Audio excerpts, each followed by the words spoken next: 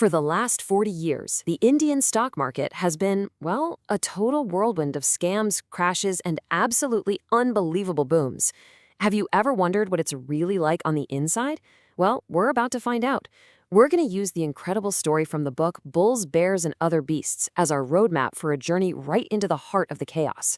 So let's dive in. And this really is the big question we have to start with. Is the market some predictable place of formulas and calculated risks? Or is it a wild ecosystem where predators hunt, the herd panics, and only the toughest, or maybe the craftiest, actually survive? Let's figure it out.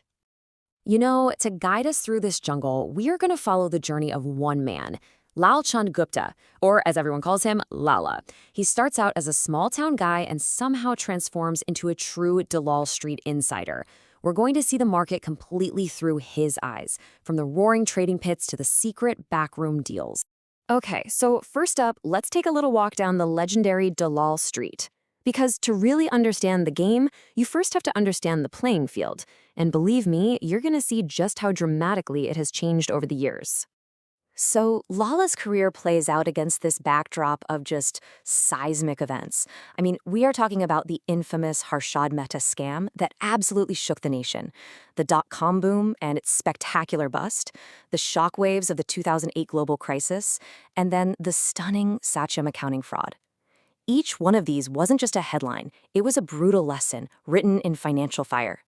And the change wasn't just in the scandals. The entire machinery of the market was rebuilt from the ground up. I mean, just try to imagine the old days. You had trading floors packed with brokers literally yelling at each other, deals done with physical paper share certificates, and regulators who were always one step behind. Now, compare that to today's world. Silent, blinking electronic screens, trades that happen instantly, and much, much tighter oversight. It's a different planet. All right, now that we've got the lay of the land, let's meet the key players.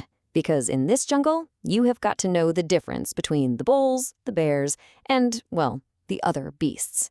Each one plays by a totally different set of rules. This right here breaks down the whole ecosystem perfectly. First, you've got the bulls. Their only goal? Push prices up, using whatever they can, hype, leverage, you name it. Then you've got the bears, who make money when prices fall, using rumors and tactics like short selling. But the ones you really have to watch out for are the other beasts.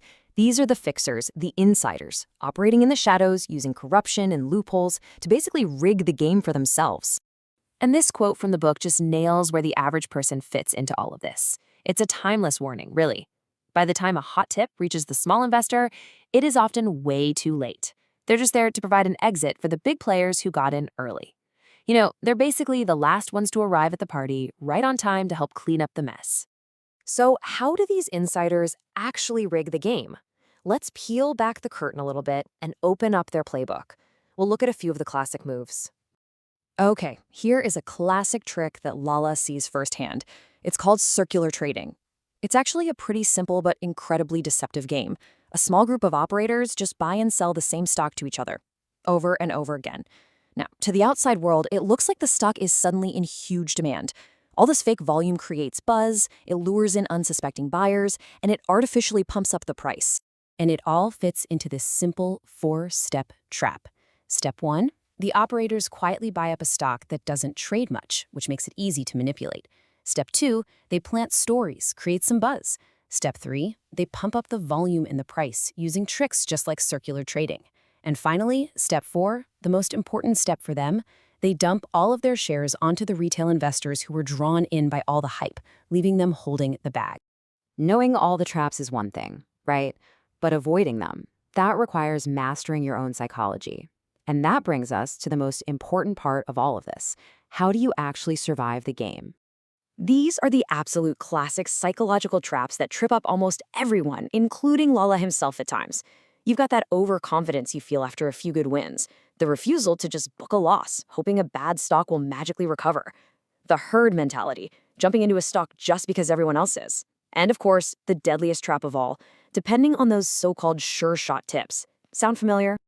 But after 40 years of surviving all this chaos, Lala's journey teaches us some really profound lessons. First, risk control is absolutely critical. It's the only way you don't get completely wiped out. Second, Avoid blind faith in so-called market heroes. They can fall, and they can fall hard. Third, patience is your greatest weapon in a world that is obsessed with short-term gains. And finally, your own integrity and your resilience, those are the only assets that truly, truly matter in the end. Which brings us to the final crucial question. Now that you've seen the bulls, the bears, and all the other beasts, you have to decide. In this game that's full of beasts, what kind of player will you choose to be? Because that answer will determine your entire journey.